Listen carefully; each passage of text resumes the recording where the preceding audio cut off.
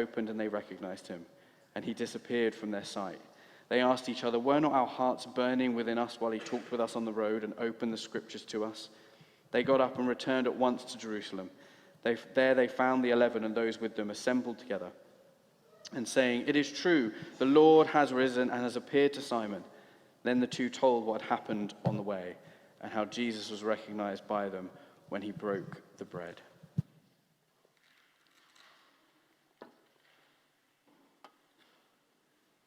So often we have Easter Sunday, and then we just move on. We don't linger in those moments, don't soak in that amazing and wonderful truth that Jesus is risen.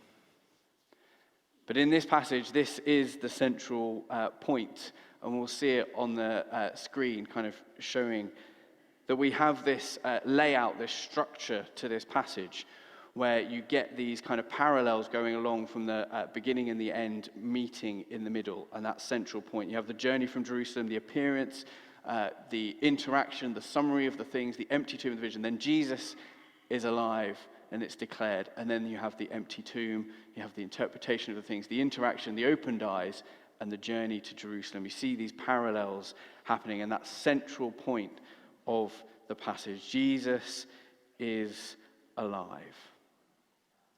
But more than that, because he is alive, his followers can experience his presence. And experiencing his presence changes everything. We see so much movement in this passage, so much journeying and traveling. It contains at least 9 different verbs describing kind of movement throughout this passage. So the two disciples are going. Jesus came near and went with them. They came near to Emmaus. Jesus walked ahead of them. He went in to stay with them.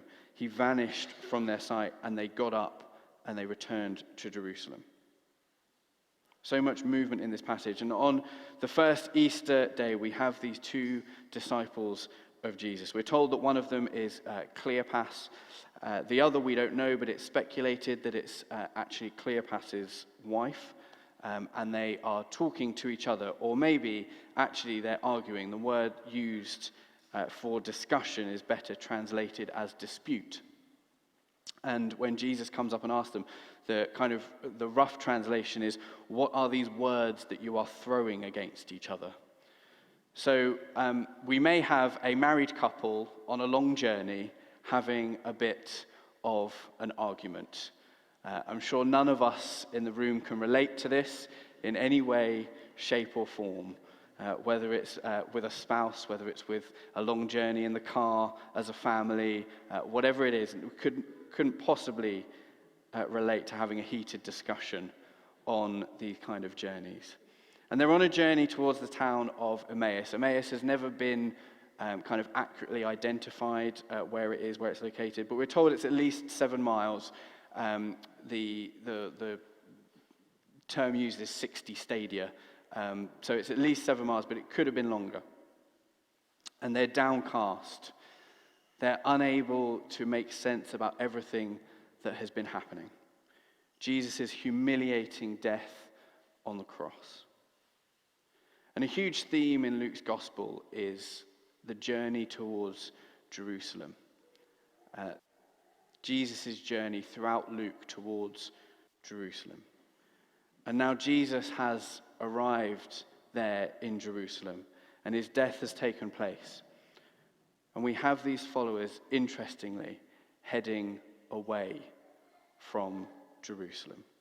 Trudging along on this route away from Jerusalem, they are going in the wrong direction with their crushed hopes and dreams.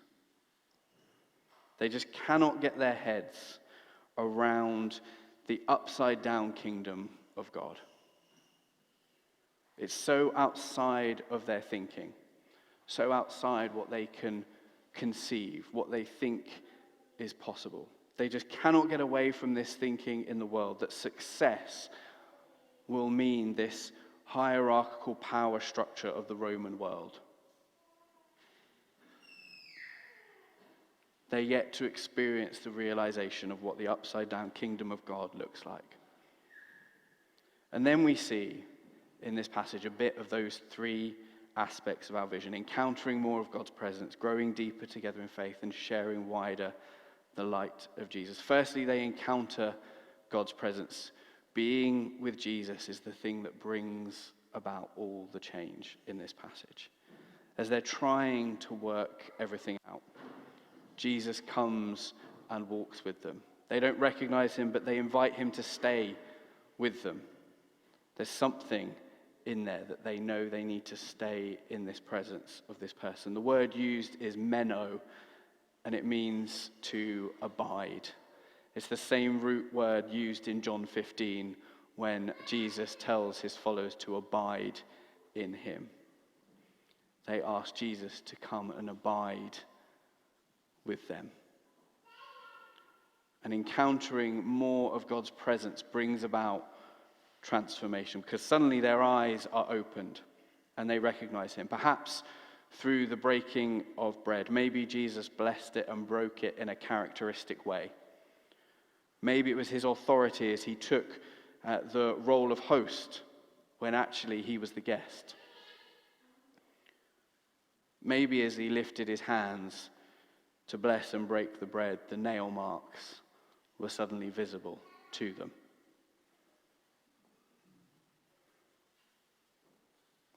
I think in reality it's all of them. I think in reality it's just spending all that time in his presence. As they walk and as they talk and as they eat and as he breaks the bread, more of his presence. And they move from not just knowing about what has happened to actually living out the knowledge of Jesus' resurrection. And we see them growing deeper together in faith and becoming more like Jesus, becoming more of the same mind of Jesus, as they don't just know and understand, but they experience that resurrection. They instantly remember how their hearts were burning within them when on the road Jesus explained the scriptures to them, that how through Jesus we understand the scriptures and how the scriptures help us to understand Jesus. How the story of God's people, how the story of all humanity makes sense through Jesus. And now they understand and things become clear.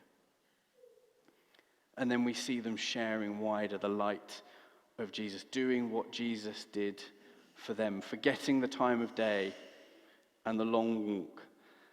They rush to tell the others about what's happened.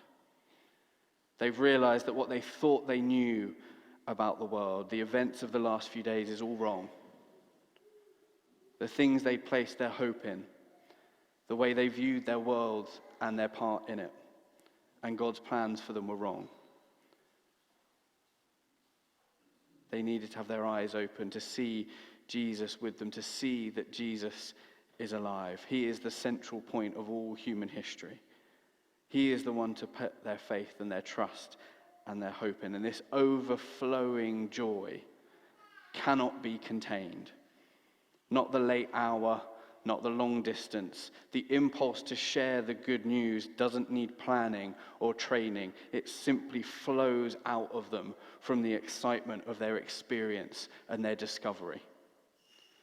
The journey began going in the wrong direction away from Jerusalem, but the presence of Jesus has changed things, encountering more of his presence, which led to growing deeper in their faith, resulting in them sharing wider to others this truth. The presence of Jesus has turned them around, and they finish by journeying and hurrying back to Jerusalem. We see a few things so clearly in this passage. The followers, we're told, are downcast at the beginning. By the end, their hearts are burning within them with overflowing joy. I wonder where you are downcast this morning. Perhaps there's an aspect of the kingdom of God that needs to break in this morning. The presence of the risen Jesus changes things. The followers are trudging along on their journey, which is taking the best part of the day. Easy to imagine if it's 7 miles and you're walking with that burden, with those crushed dreams, feeling like life isn't going how you had expected or how you'd hoped. At the end, all of the logistics, all the sensibilities, all the rational things don't stop them joining in with the kingdom work. Not the tiredness, they are full of energy. They probably could have made it back in under 2 hours. The presence of Jesus changes things. They begin by knowing things. They know what's happened. They know that the women are at the tomb saying that Jesus has risen. They know what the scriptures say. They end by understanding what it all means and living it out. The presence of the risen Jesus changes things.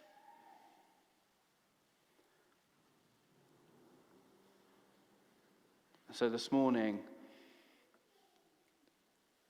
it's about the presence of Jesus. I wonder if you are downcast or where you are downcast. I wonder if you are trudging through something, carrying some burden that is weighing you down. I wonder if there's an area of your life where you realize that you're heading in the wrong direction. Or perhaps are you relying on your own understanding of things, your own knowledge of what the kingdom of God looks like? There's a difference between being biblically literate, of knowing the things, and biblically obedient. We want to be a people that are biblically obedient, not just literate.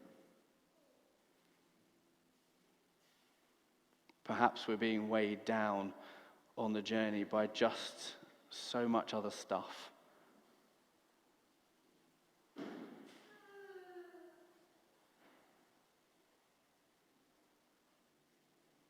That we've not allowed space for the presence of Jesus.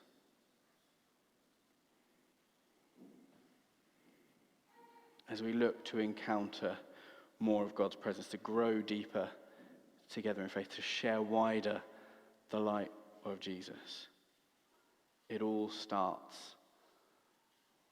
with the risen Jesus, with his presence, experiencing it and allowing it to rest in our hearts until it overflows out. It's always so easy just to know it,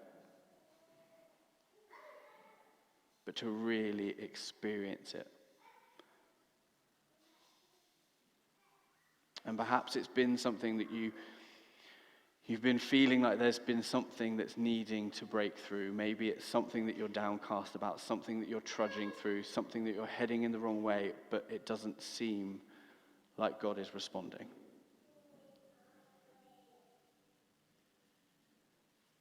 But in this passage, we see that the more time spent in the presence of the risen Jesus, the more time that we keep inviting Jesus to abide with us and to stay with us, then we see change and transformation. It may not be the very first time, it may not be instantly, but we keep responding, we keep going into and welcoming Jesus' presence. And so this morning we're just going to do that. We're just going to respond by inviting that presence and just resting and sitting in it. We've been singing about it. We've been praying about it already. And sometimes we just have to get out of the way and allow God be God. Allow our own understanding of things to be shaped and transformed by God. So I'll just invite the band to come up and we'll just respond in that way.